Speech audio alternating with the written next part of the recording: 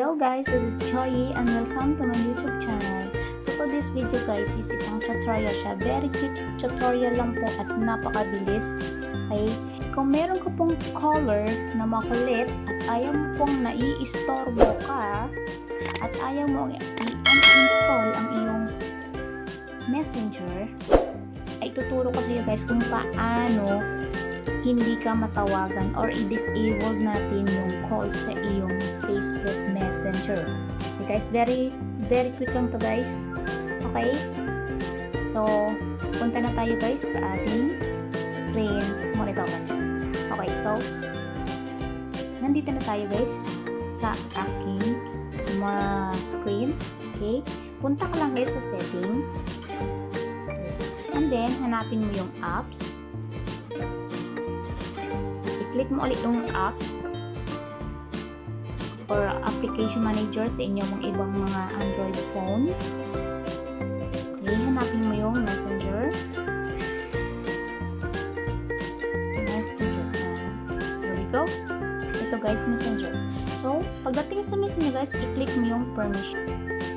Okay, ngayon guys, i-click natin yung microphone. Click deny. Then, balik ka ulit. I-click mo yung camera. I-deny mo ulit. And yung storage niya, i-deny mo ulit. So, yan na siya guys. Denied. So, hindi ka na guys matatawagan doon sa messenger mo. Okay. Pwede ka na guys. Ito yung mga ginagawa ko guys pag gusto kong mapag-isa, ayoko may kausap. Okay, ganito.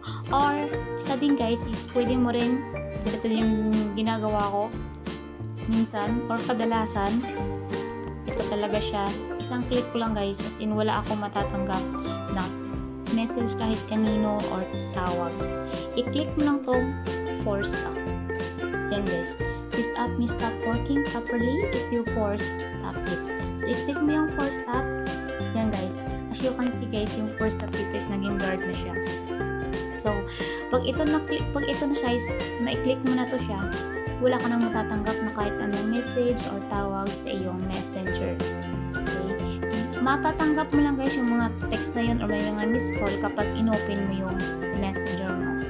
So, yun na siya guys. Very easy and very basic lang po. So, that's all for today. And kung nagustuhan mo yung video na to, please click the like button and i-click mo na rin ang subscribe button. Isama mo na rin ang pagkulimbang sa bell button yes para ma-notify ka sa mga susunod kong videos. Salamat! Bye-bye!